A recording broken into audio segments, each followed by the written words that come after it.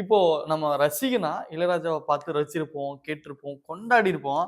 அவரு கூடயே டிராவல் பண்ணி, அவரு கூடயே பேசி, அவரோட மவா பாட்டே சூப்பரா இருக்குன்னு ஒரு படத்துல ஓகே பண்ணி கரகாட்டலாம் பண்ணியிருக்கீங்க. ஆமா. ஸோ, இப்போ அவரோட பயணிச்ச விஷயங்கள், அவர் டக்குன்னு சொன்னோனயும் என்ன நினைவு உங்களுக்குள்ள வருது? இளையராஜா அவ்வளோ ஈஸியா யாரையும் அக்செப்ட் பண்ண மாட்டாரு. அக்செப்ட் அவரு ஒத்துக்கிட்டாருன்னு வச்சுக்கங்களேன், அவங்களோட நல்லா டிராவல் பண்ணுவாரு. அது சின்ன ஆள், பெரிய ஆள்லாம் அந்த கணக்கெல்லாம் அவர்ட்ட கிடையாது. ம், ம். நம்ம ஃபோன்ல கூட பேசலாம் அவர. "அண்ணா எங்கண்ணா இருக்கீங்க?" சொல்லுங்க பாரதி, இங்க தான் இருக்கேன்." "எங்க என்ன படம் எங்க? என்னாச்சு?" அப்படிம்பாரு. "அண்ணா இந்த படம் ரொம்ப மியூசிக் பெரிய லெவல்ல இருக்குண்ணா. அத கேட்டோண்ணா." "அப்படியா? அப்படியா? Okay, okay, okay." அப்படிங்கிற அளவுக்கு அவருக்கு உண்டு.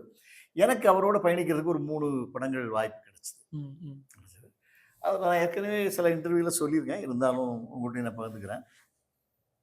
இளையராஜா என்ன சிச்சுவேஷன்லாலும் அவர் ஒரே பாட்ட 4 விதமா பாடுவார்.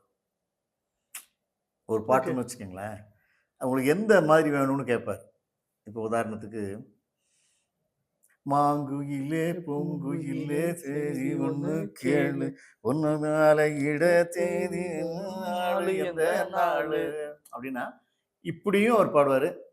"மாங்குயிலே பூங்குயிலே, மாங்குயிலே பூங்குயிலே தேதி என்ன கேளு, அந்த இடம் வாழ்க்கை என்ன நீந்தான கூறு." வேற ஒரு ஒரு கேரக்டர். ஒரு ஒரு ஒரே பல்லவி வச்சுக்கிட்டு எத்தனை எமோஷன்ஸ் விதத்துல மாத்துறது. வேணாலும் மாத்துவார். "மாங்குயிலே பூங்குயிலே தேதி ஒண்ணு கேளு" அப்படியும் பாட முடியும்.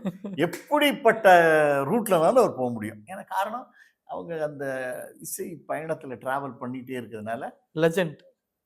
அது ஈஸி. அது மாரி இப்ப எங்களுக்கெல்லாம் அந்த கண்ணாத்தாள் டைம்லலாம் பார்த்தீங்கன்னா, ஒரு 2 ஹவர்ஸ்ல எல்லா பாட்டையுமே போட்டு குடுத்தாரு. ம், ம். 2 ஹவர்ஸ் எல்லா பாட்டு கம்போசிங் பண்ணாரு.